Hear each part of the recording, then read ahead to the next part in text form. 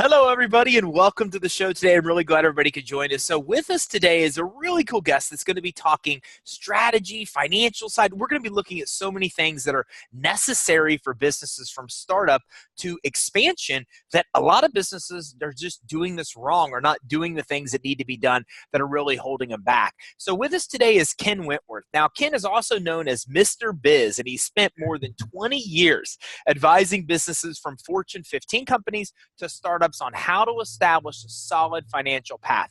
Now, Ken teaches strategies that have yielded consistent results for clients for decades, with weekly live discussions, B2B radio shows, as well as supplying access to substantial library of recorded programs, video lessons, and articles. Ken gives everything business owners need to get where you want to go. So, Ken, thanks for joining us today. I'm really excited that you're here. We're excited you could join us. Yeah, thanks a lot, Ty. I'm excited to be here. I know I've looked up and I've listened to several of your shows and everything, and I think I'm hoping I can be able to bring some good value for your listeners. I think so. I know so because, strategy plan, even just to start there, that's something that most people don't do. As entrepreneurs, we just jump in and start doing stuff, usually with no kind of plan. And then usually that comes back and bites us, as you well know. So let's start there. I mean, from your experience, what's the best way to approach this where we can actually develop a good strategy plan? Even let's just start with the startup. How does a startup get started developing a good strategy plan? It's funny. The answer I'll give you is probably not what you'd expect, especially based on the introduction you just gave me about, strategy and planning. I think the most critical thing you can do is take action. I think, look, I'm actually guilty of this, and I have a person I consult with on a regular basis that helps me, kicks me in the rear end every once in a while and says, "Hey, stop, trying to analyze the heck out of everything." And, sometimes that's just it. I mean, on my radio show, I give a Mr. Biz tip of the week. And literally this week, the tip is basically taking action on, steps to successes. The first step is you got to take action. So often people want to wait for that perfect moment. And believe me, I am strategic to a fault. So I'm all about having a plan. I mean, I'm all about Benjamin Franklin, failing to plan is planning to fail. But at the same time, you got to take action, because from those actions, here's the reality of it. And I don't mean this to sound negative or anything. It's just reality. You're probably not going to get it right the first time, right? But if you take action, you can learn from that and then adapt. And then here's the deal. You want to get to 100%, let's say. You take action, you might be at 70%. You learn from that, you adapt, you get to 85%. You learn from it, you adapt. You get to that 100%. But if you're sitting on the sidelines waiting for that perfect moment, it's like the proverbial person who needs to lose weight, and they say, "I'm going to start my diet." You know what? They're eating, cake, and they say, "Oh, I'm starting my diet on Monday." Monday comes and goes, and someone says they're eating cake on Monday again. I go, "What the heck?" And I go, "You know what? Gosh, this week I have this and that. I'm going to start next Monday."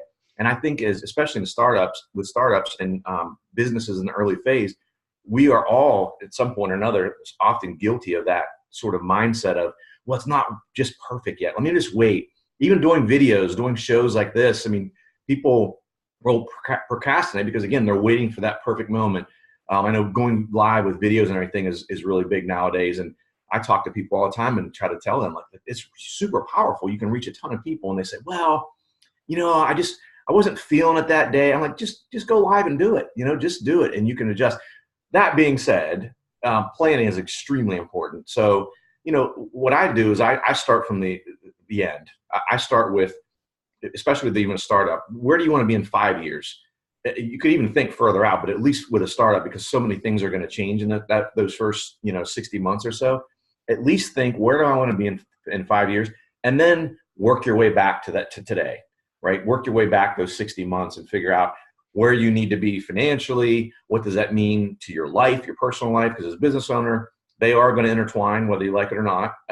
And so figuring out the impacts of those and the time you're going to have to invest, in the first year, 2 years, 3 years, whatever it might be, to get to where you want to be, so you can kind of figure out those steps you need to take. And that's how I do it, is, literally start out 5 years out and work my way back. And then you just figure out the steps you need to get to that 5-year goal, I think. Yeah, I think that's essential is, go ahead. I was going to say, but take action. Sure. Yeah, I think it's essential. I fly for fun. I'm also a sailor. And, to be able to go out anywhere without knowing where you're going is like insane, right? You can't just go take a boat and a plane and have no clue where you're going. You have to know where you're going and then work it backwards from there, waypoints and things like that. So to me, that's common sense. But I'm blown away by people in life that have no ambition, no idea of where they're going, or start a business with no goal in mind. So I love that advice, because knowing where you're going, you can reverse engineer and say, okay, here's where I want to go. What do I need to do to get there? Of course, you mentioned it. And one of the things about the financial side is it takes money to get there. It takes money to not necessarily to take action, but to sometimes give you what the resources you need to take action. So what do you find there? I mean, what are some of the avoidable mistakes that startups are making when it comes to them trying to self-fund themselves or self-fund their business? Yeah, so it's a great question. I think the number one thing I see, so there's a statistic, U.S. Bank did a study, and I want to say it's about 4 or 5 years old now, but you hear all these statistics about small businesses, the percentage of them that fail, and you can read all the different statistics, right? But 82% of the businesses that do fail, that don't make it, they fail due to a cash flow problem.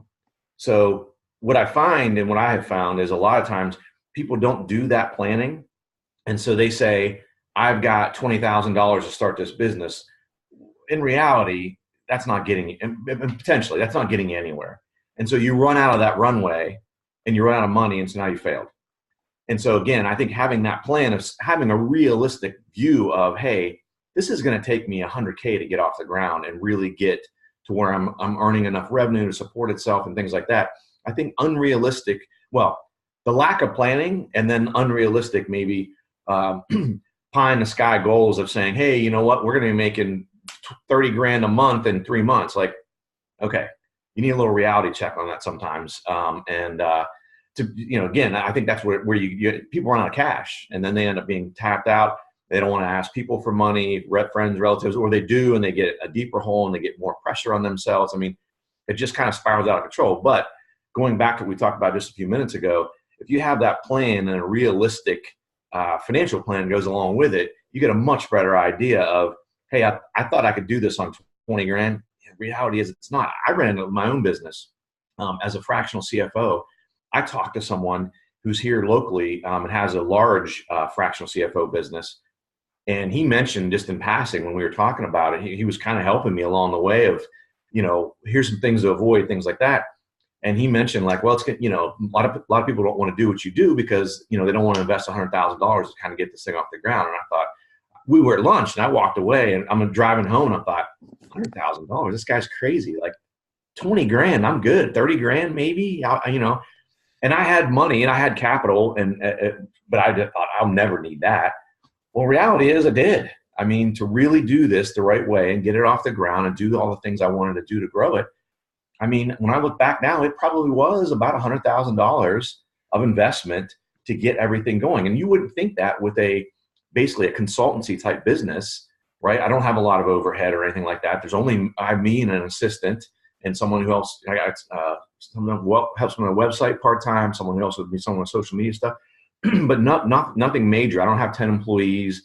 I don't have a lot of fixed costs. So you wouldn't think it would be that, but in reality, it is. And I think a lot of times, especially in startup mode, you get so excited. You got this great idea. You're going to just disrupt the entire world, which is great.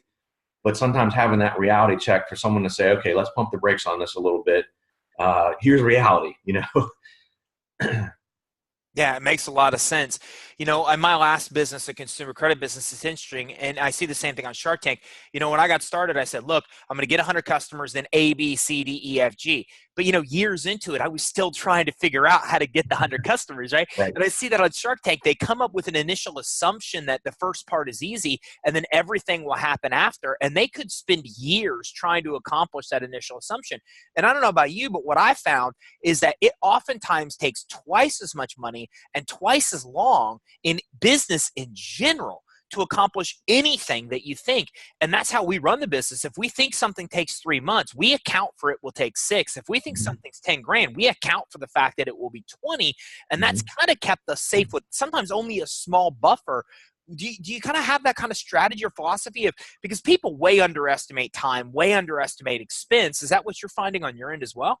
Yeah. Excuse me. So when we put together, even like every client I work with, we do a budget. I require everyone to have a budget. So again, back to that whole planning thing, right? And when we're doing the budget, I basically stress test it. So I will look at it and say, for example, when I was putting together some 2019 budgets for some of my clients for this year, again, this isn't a negative thing. It's just reality is the economy is going to have a downturn, right? It's just how the business cycle works. It doesn't continue. We don't continue at the growth rates we've been for the last, 5-6 years. We're going to hit a downturn. So how do we best prepare for that? How do we plan to best prepare for that? And going through, and exactly what you said is, hey, we've got this revenue goal, but here's reality. And that's one of the things I find is not only, it's funny you say that, I got to jump this in real quick because it made me think of, as soon as you said you think of twice the amount of time and twice the money. I think the same way when I have like DIY projects around my house.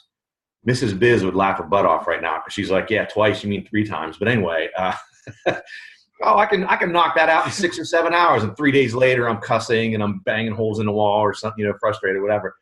But it's so true in business as well. And, level checking those numbers, getting into that, I'm going off tangent just a little bit here, but, even putting together revenue goals for the year, and they say, well, I want to grow by 20%. Okay, great. Sounds great. So we start to put that together, but depending on the type of business you have, what does it take to get to that 20%? It's not as simple as saying, well, we're going to sell more. For example, let's say you have a field service business. You're HVAC, you're a plumber. Can you even do that with your current resources? And I don't mean just employees. I mean, you have 8 trucks on the road. Can you even squeeze out 20% more revenue from 8 trucks? Well, you might go back and do a reality check and say, there's no way. We're at capacity on 6 of these trucks. 2 trucks, we have a little bit of room. But even if we ran at full capacity for 12 months, that's going to get us to 8%. Well, now we got a 12% gap to make up. So now what do we need to do?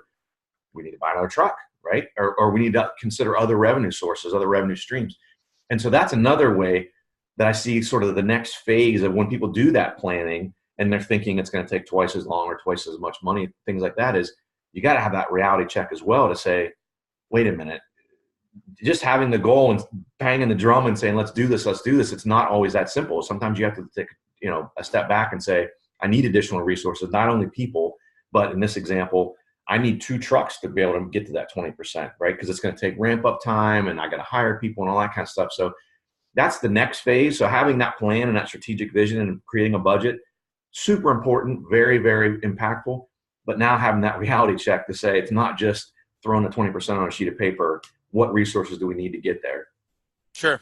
And you've talked about a lot of these mistakes that I think I agree completely are the biggest mistakes that we see people make in the world of capital, right? People come in, they underestimate how much it's going to cost. They underestimate how long it's going to take. They're following Dave Ramsey, no debt. They're not securing any money trying to come in and tackle this. They don't know where they're going. They don't have a plan to get there. What are some of the other big mistakes that you've seen in your experience that startups make that could easily be avoided if they just kind of knew these things going in before they even, got their feet wet per se?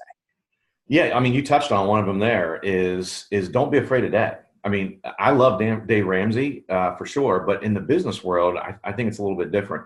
And believe me, I'm not a huge fan of debt, but I think especially in startup mode, unless you have that capital, and again, like we talked about earlier, is underestimating that runway. You need a financial runway of thinking it's only 20,000. It's reality. It's 40, 50, 60, 100. Is don't be afraid to take on debt to finance that. People, I follow Grant Cardone. I love Grant Cardone. And, he talks about that. Don't be afraid of that. I'm not saying go out and just over leverage the heck out of yourself by any means, but if you have a great idea and you believe in it, and you've got to do the due diligence and get some reality feedback, don't just choose your friends or colleagues that are going to give you a pat on the back and tell you, oh my gosh, Ken, you're great idea. I have 2 people in my circle that are the most cynical and kind of negative people, honestly. And I go to them for ideas like this, right? When I'm considering something, because I know that Ryan is going to tell me that idea stinks. That's never going to work. Now, I also discount a little bit what Ryan says because he is super cynical. So, but it helps to have that balanced feedback. But once you have that and you have a good idea, don't be afraid to take on debt to finance it, to make sure that you don't run out of that financial runway like we talked about earlier. Is you have 20,000, 30,000 you think it's going to take, you run out and you say, oh, well, that didn't work, and you go back and get a corporate job and give up your dream. Don't do that. I mean, don't be afraid to take on that debt. I think that's important. And have a plan, of course, of at least a projection of how you're going to pay it off and when you're going to pay it off, and be aggressive about it. Again, don't have it hanging over your head as little as possible, but don't be afraid to take on debt. It's important, especially in the startup phase, to be able to grow it. It's very true. And when we look at the successful businesses, of all the most successful, it's all that way, right? I mean, Apple's sitting on more physical cash than we've ever seen in the history of business, and yet they still borrow money, right? I mean, Walmart's the biggest retailer, and 80% of what they buy, they're buying on business credit. The business credit, it accounts for more than shareholder value into the company. So when we see these largest companies that are successful, they all got there by borrowing, even when they have tons of cash, because they're really good at using other people's money. And as you mentioned, the reason businesses fail is they get into these problems and they don't have the capital there. So it really makes a lot of sense, as you said, to have that money there before you need it to overcome those unexpected things. Because like you said, nothing goes like you think it will, right? I mean, nothing will. And if you don't build in that buffer, that's what leads businesses down the failure road. Yeah, look, I'll tell you, I mean, personally, I did it with my own business. Like I said, I started off thinking that, at 20,000, 30,000, I'll be able to get this thing off the ground and get it running. And things were going along there much slower than I expected, as you just mentioned. And then I went to a Grant Cardone thing, and I started thinking about it and some of the things that some of the speakers spoke about and all that. And I literally committed to myself, I'm going to take another $50,000, and that was my budget. I took $50,000, I set it aside, and said, how am I going to spend this $50,000 to grow my business and to get it where I need to get it to? And what are the best ways to do that? Again, come up with a plan. Again, 50,000 is a budget, right? Have that end in mind. Now, how do I get there? Once I spend the 50, where am I going to be? And how do I get there? And filling in those steps in between, just like we talked about earlier. But, I was fortunate enough that I had some capital to start to fund the business and things like that. But if I didn't, in that case, I would have taken a $50,000 loan. I would have taken a home equity loan against my house, or I probably would have gone that route. Or, I mean, again, you obviously get a business loan, anything like that, whatever would be I could get the best terms on, as I would take it. But I would have done it for sure. If I didn't have the money, then I was committed to spend that $50,000 to get things going. And so if I had to, I would have taken the debt for sure. Well, when it comes to getting started as a startup, I think one of the easiest ways that people can get customers typically, or feedback especially, is from their network. So this is one of the things you talk about a lot. What are some of your strategies that a business owner could take, especially a startup who needs that network to make their initial sales, to start building a good, reliable business network? Yeah, I think it's super important. And I know the cliche, I'm not sure who coined it originally, but your net worth is your network. I think someone says that, but it's super important. And literally, again, I can speak personally. So I worked 20 plus years in the corporate world, left JP Chase. I didn't have a LinkedIn account. I had nothing, because my network was 260,000 employees we had at JP Chase. I wasn't worried about it. When I decided to leave, I thought, oh my gosh, like I got to start literally from ground zero. Like I have nothing. I went out and created a LinkedIn account. Thought, okay, well, I hear that's pretty good for business, so let me start that. But I'll tell you, in today's day and age, and again, I didn't grow up with it, and I wasn't building a business, 15 years ago or 20 years ago. But I hear people say it all the time, and I really believe it is easier now to grow your network much quicker than it ever has been, and it probably is going to get even easier in the future. But with social media, with YouTube, things like that, I won't say it's easy, but it's much easier to grow that network very quickly. You can go out and do a few Google searches and determine what platforms are best for you to be on, depending on your business, and utilize the heck out of those things and grow that network. And I'll tell you, I know, again, same thing. I've done that with mine, and it's been super powerful. I mean, I don't even know, I have to look back, like what percentage of business I get that comes via sort of social media things, between, Facebook, LinkedIn. I'm on Instagram. I got a little bit on Twitter. And I just started a YouTube channel, which I'm probably like 10 years behind on that. But anyway, but it's super powerful. And that is a great way, I think, to quickly grow your network. If you have a business that is not sort of a national business and it's very local, and here's another thing I did when I first started out is I went out and did some searches on Facebook. Even around here, I'm based in Columbus, Ohio. Even around Central Ohio here, I just went on Facebook and looked for local business groups, and there are probably 30 of them, even just in I'll call it a 30-mile radius around Columbus. And so I went out to those and started looking, what are people posting about? Where are the events? And I literally went to every stinking networking event there is. Like, I show up to some of them and it sounded like this grandiose thing, and it'd be like 4 people there, including me. So I found out quickly which ones were, most beneficial to go to and which ones maybe weren't so great. But I went to every single one of them, learning which ones are the best and things like that. So to grow my local network, even to let people know, I left Chase and here's now what I'm doing and how I can help people and things like that. And that helped tremendously. So that helped me. That's honestly how I started my radio show. Someone asked me from something like that. The radio show led me into writing books. The books led me into speaking. I mean, so all of that sort of built upon itself, and it's all been built really from, sort of local roots here, going to all those events to beginning to build outside of that, like I said, on social media, using social media. And it's super powerful. But honestly, people who say, oh, I can't grow my network, to me, that is just a terrible excuse. And frankly, you're being lazy. I mean, there are ways to do it and ways to do it pretty effectively. And so if you're not able to do that, you either need to you probably need to just put in some more time, think it through a little bit and put in some more time. Yeah, especially with all the social channels. I mean, I'm sure you and I both know a lot of people that have built their entire business the first years completely based on that social network or using social channels or getting on LinkedIn for the very first time and then start doing things on LinkedIn and connection and building a whole business that way. I built this business even in the beginning in networking groups as well, just taking the action of going in and being consistent. It's just so important to do so. What about scaling? I mean, we talked a lot about knowing where you're going, developing a strategy plan, setting up a budget, estimating double the time and double the money to get there. You get the business off the ground, you establish a network, you start hitting that network, you start making sales. What's some of your best advice about scaling the business, now growing the business into actually something where you have employees and all these other things? Because as you know, like that startups phase is one, and then you get to the whole other scaling phase. It's like a whole other slew of problems and obstacles that business owners run into. Yeah, no, definitely. I'm glad you mentioned that because I've seen it. I had an example. I'll tell you the quick version of it. I had a guy call me. It was a Friday night. It's like 6 o'clock. My business line rings, 6 o'clock on a Friday, kind of odd, right? So I answer it. And this guy, I'd never even talked to this guy before. And he said, hey, I need your help. First thing he says, doesn't say hello, doesn't say anything. I said, okay, what's going on? He had expanded, not thoughtfully, is the way I'll put it in the nicest terms.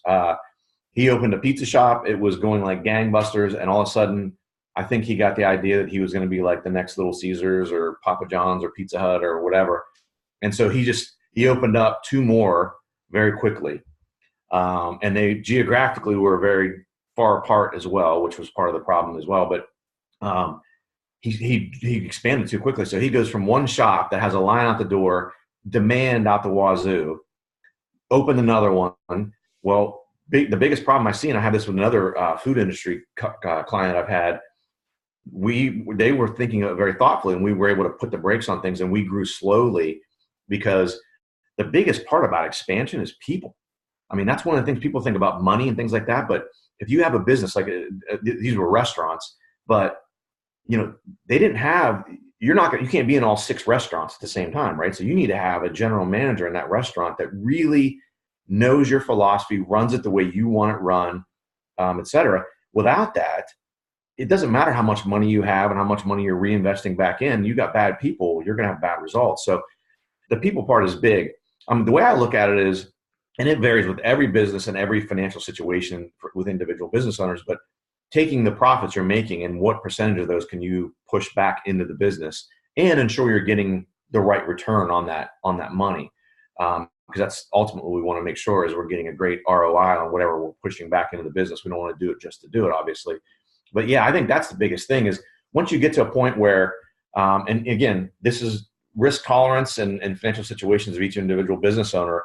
If you need whatever $6,000 a month to pay your personal bills, let's say the business is kicking off 10,000, you could take that extra 4 and plow it back into the business and really grow. As I mentioned earlier, a field service business, maybe that's a way to expand is you buy another truck, right? You get another truck on the road. But again, it's not just buying that truck.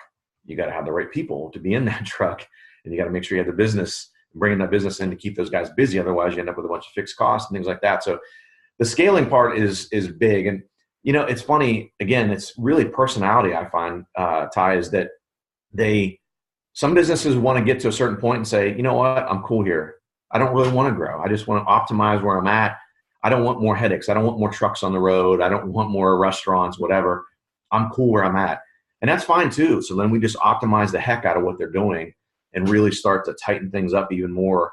And that becomes our focus. But, I think pushing your money back into the business.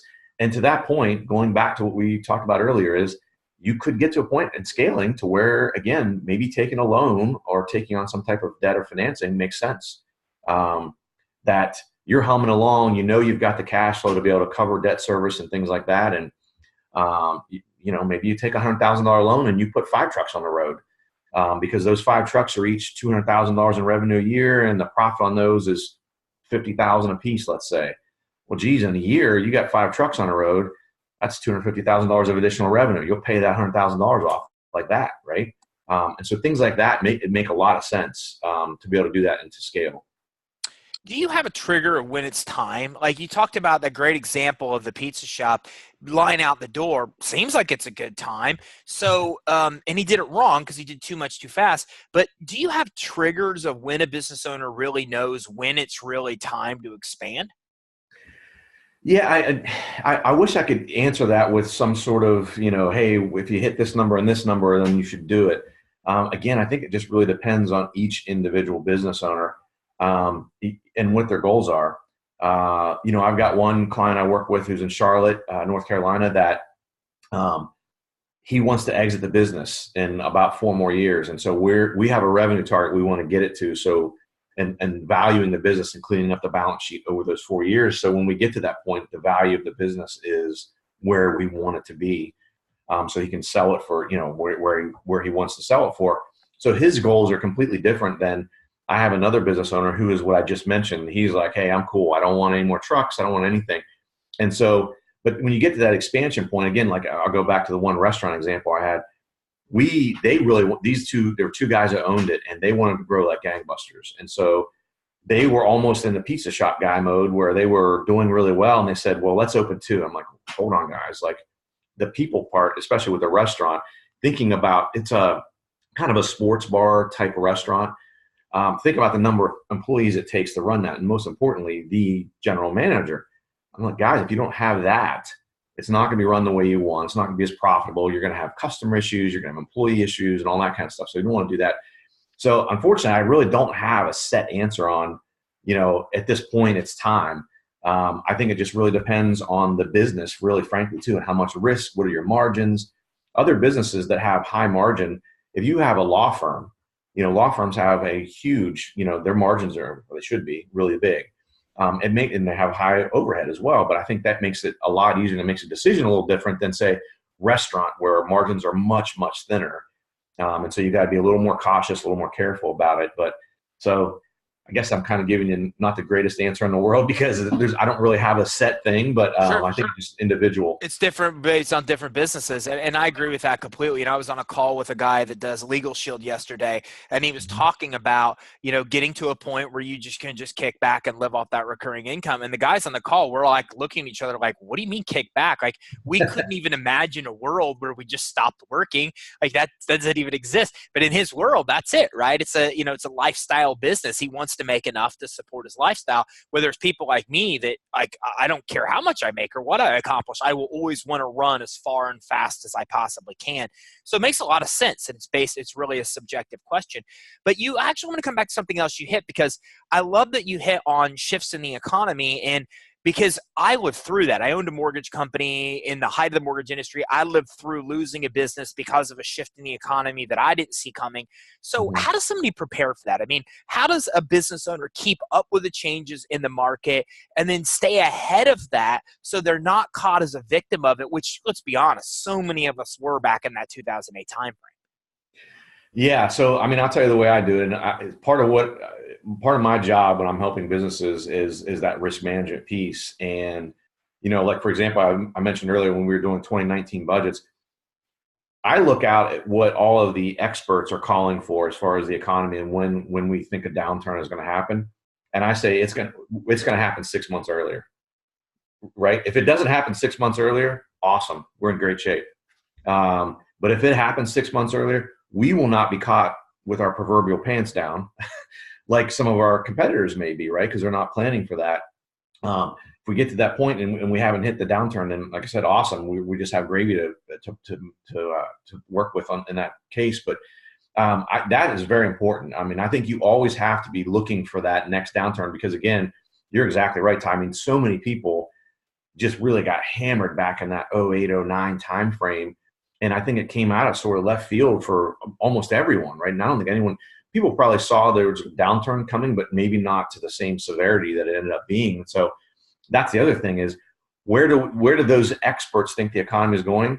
And I add 20% to it. It's going to be 20% worse than they think. And maybe that's not even enough, but I don't also want to be so conservative that we're missing out on opportunities and, being the old, the 80-year-old person who's sticking the money under their mattress instead, oh, can't trust the bank, that kind of person. You want to make sure you're not being too conservative. Sure. But, I think, again, always trying to think of when that's coming. And frankly, how I look at it is how can I, when that happens, be able to take advantage of it? Because again, some of my competitors are not going to be prepared for it. So I might be in a position where I have a plumbing company and some of my competitors will not be prepared for it. And I hate to say this, it sounds kind of cutthroat, but it's the business world's capitalism is they hit a downturn. I may be able to buy them. I may be able to acquire a competitor at 50 cents on the dollar or maybe even less because they get to a position where they haven't prepared and holy crap, what are we going to do? I lived through that. I was at JP Morgan Chase at the time. And, for those unfamiliar, I mean, we bought Bear Stearns for pennies on the dollar practically. We bought Washington Mutual for pennies on the dollar. And because we had a strong balance sheet, we were prepared for that downturn. And so that corporate example gave me a perfect example that I use with my clients now is preparing for that and really building up that balance sheet so that bad boy is strong and ready to go so we can weather that storm and we don't run into cash flow issues. We've got plenty of capital. We have access to capital if we need it. We've got a line of credit. We have things like that to where if things do turn even worse than we think, we have access to it. I recommend almost any business, once you get beyond a certain point, to have a line of credit. You might never use it, but have that out there because that allows you, if you do get blindsided by something, it allows you to sort of weather that storm. Some other things could happen that aren't even economic. I just did a video about this the other day is, and these happen infrequently, but depending on the type of business you have could really cripple your business. Think about if say you make widgets and the primary raw material that you use to make widgets, you get from a supplier that is, I don't know, is 5 states away. And so you get it via, they fly it to you, right? It gets flown into your city and then delivered to you. What if there's a pilot strike and you can't get that raw material now? Now, again, I know you're going to say, oh, geez, Ken, you're being ultra paranoid here. I'm just trying to prepare for all these things so we have a plan B. What if there's a rail strike? What if, here's a more realistic thing does happen every single year. What if your supplier is based in Florida, maybe in Tampa, and a hurricane hits and their warehouse, they're disabled for a week, 2 weeks. What if their warehouse gets wiped out? What do you do now? Your other competitors, you could say, well, my competitors get it from the same supplier, so they're going to be in the same boat. Well, I don't want to be in the same boat as my competitors. I want to be above them. I want to take advantage of that situation and say, hey, your customers that you can't deliver to, I'll take them on. I'll deliver because I have my plan B set up and I just shifted into plan B mode and went right on. So, preparing for even things like that, I think are really important, not just economic downturn, but things like that. again, going back to the economic downturn, what if checking out your suppliers a little bit? Do they have the financial wherewithal? Are they going to be able to weather that future economic downturn or storm? Now, you're not going to know necessarily their books generally, but if you have a good open relationship with them, you'll have a reasonable idea. Are they doing well? Are they not doing well? And if they're not, you need to be prepared that they may run into a position where they run out of cash or they have cash flow issues and they can't produce the raw materials that you need on a timely basis to be able to, service your customers. So thinking down the line, I think is really important for all that. Economically, natural disasters, strikes, things like that, keeping all those things in mind are very important. Ken, and that's all great advice. I mean, there's so many things I could speak to there because I've been affected and made a lot of decisions, based on that, the same things that you're talking about. What about budgeting? You've talked about budgeting several times. What's some advice? Because I think a lot of entrepreneurs just suck at this because it's just the way we are, right? Yeah. So the word budget even makes some of us cringe, and I'm one of some of us. So how do we do this? I mean, what's a strategy where we can actually come in and devise a budget that makes sense that we can work within to grow a business when we really have no idea starting the business what to even anticipate will come down the road?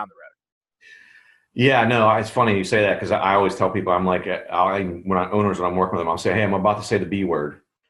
And I don't mean that B word, I mean budget. Because I think you're right. A lot of people, here's part of I think this helps a lot. And I know I've mentioned this to business owners and they say it was kind of like an epiphany. It was a light bulb moment, an aha moment is, I think for the most part, people don't like budgets or don't like the B word or fear it because of mindset. And I think when the biggest analogy, the best analogy I should say I could use is, I think when people think of budget, they equate that, a good analogy is diet, right? When I say the word diet to someone, you automatically probably in your head think, I got to eat lettuce and drink water and exercise 14 times a week, right? And in reality, it's not that, right? So you could be, and people would probably laugh at this, but you could be on a weight gain diet, right? Maybe you're trying to gain weight. I mean, I used to be a competitive powerlifter, and so I would change weight classes. So I would go on weight gain diets. So I was eating like crazy. So a budget's the same way. A budget doesn't have to be cut, and all that. A budget shouldn't be that, as a matter of fact. It should be built for growth. The one thing that I'll say that, and again, I think you're right. I've only worked with a couple businesses that have ever had a budget before. I think primarily because of some of these reasons we're talking about. People don't like it. They fear it. They're not even sure where to start. The one thing that I will say, or two things I'll say, is first of all, start with revenue, start with your top line. What is that annual goal? And then work backwards from there, right? And especially depending on the type of business you have, you can draw your cost of goods sold off of your revenue, and then your overhead expenses, you kind of know what those are, right? So you can lay those in. But the second piece, and this is critically important, is to make sure most businesses have seasonality in them. And you have to incorporate seasonality, because one of the primary things that you get and the benefits you get out of producing a budget is you get accountability and all that good stuff, but you make better financial decisions because you know at any given point during the year how you're trending versus that annual goal, whether it be revenue and net income, or in most cases being revenue and net income. If you don't bake in the seasonality, you don't have a good picture. So a real quick example. Let's say, to make the numbers easy, your annual goal is 1.2 million in revenue. Without putting seasonality into it, someone will take the 1.2 and say, there's 12 months in a year, so I take 1.2, divide it by 12. My revenue each month needs to be $100,000. Well, let's say in reality, and I'll use an extreme example just to sort of make it more easy to illustrate. Let's say you have a landscaping business that's in Ohio, right? Landscaping in Ohio, pretty much November, December, January, February, at least those 4 months, you probably have like zero revenue because it's snowing, right? You're not doing a landscaping business at the time. So you have to account for that in your budget. So you have to have zero revenue, if that's the case, in those months, which means you have to spread the other revenue, that 1.2 you're trying to make, across the other 8 months. If you don't do that, let's say during the summer, where your landscaping business in this example in Ohio, you'd be working 70 hours a week, making tons of money, right? Well, if you only have 100,000 in revenue in that month, you might have revenue of 200,000 that month. All of a sudden you think, I'm at 100%, like I'm 100% over in a good way. This is great. Well, in reality, you're still making up from January, February, March, where you had zero revenue. So you have to make sure you bake in that seasonality. Otherwise, your numbers aren't realistic and don't show you at that point in time where you're at versus your annual goal. So that's very, very important. And that's one of the things that the businesses that have had a budget, they haven't taken that extra step to sort of bake in that seasonality, which again is, it doesn't make your budget useless, but it kind of severely handcuffs the usefulness of your business. Or your budget. I'll put it that way. Ken, great advice today. I mean, we can stay here for hours because there's so much, so many great things. A lot of stuff I haven't even had a chance to dive into. But as we get ready to wrap up, what's some of your best advice that maybe we haven't covered yet for anybody that's in these phases of getting the business off the ground or growing the business, scaling the business, and what they really need to be privy to, the information they really need to financially be responsible as they're doing this? Yeah, so I would say a couple things. One of them is, and this is literally, I devoted an entire chapter to this in my most recent book, Pathway to Profits, and it is knowing when not to DIY your business, especially when you're in startup phase.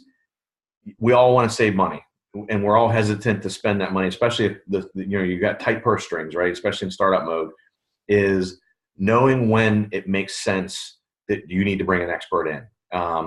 And I'll tell you things like, and I learned this myself. One of them for me was, some of the digital marketing stuff. I'm like, well, I'll go out and Google it. I'll figure it out, Well, the reality is, and you can do that for sure. But in reality is, and you might be able to do it, more than likely what you're going to learn is something that is 6 months old or more strategies, right? Which everything changes so quickly in the social media world. It might not work as well. Think about what you do for a living. And I use this analogy sometimes too. Like my wife is a nurse, and it's funny. Something will come up about health. One of the kids will be sick or something like that. And I'll say, well, shouldn't we do? And I'll go, you know what? Never mind. You're a nurse. You do this every single day for a living. You know this way better than me. I don't care what Google search I do or how much I think I know. It's the same thing. If there's anything financial, my wife's like, well, what? She's like, nope, never mind. I got it. So hiring someone for those things that are not the DIY, in this example of digital marketing, let's say you did it yourself and you're pretty proud. You got a 10% return.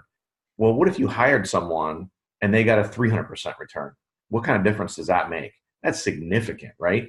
And so those types of things, and some of those things I found that are most important are if you have any type of real estate, any type of commercial real estate, you can have a real estate expert that would help you and could save you, literally tens of thousands, if not hundreds of thousands of dollars on your lease, on buying the building, the land, et cetera, things like that.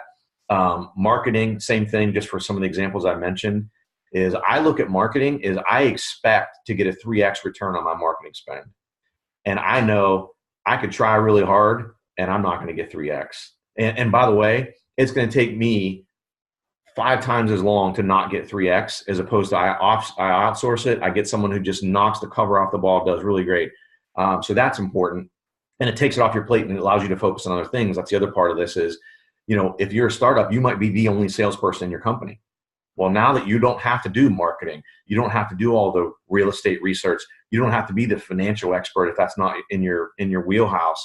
And legal, obviously, legal is another piece of it that you can't just DIY legal problems, right? That could really get you into trouble. Sometimes you got to spend that money, and it's a really good investment that could save you, again, tens of thousands of dollars down the road.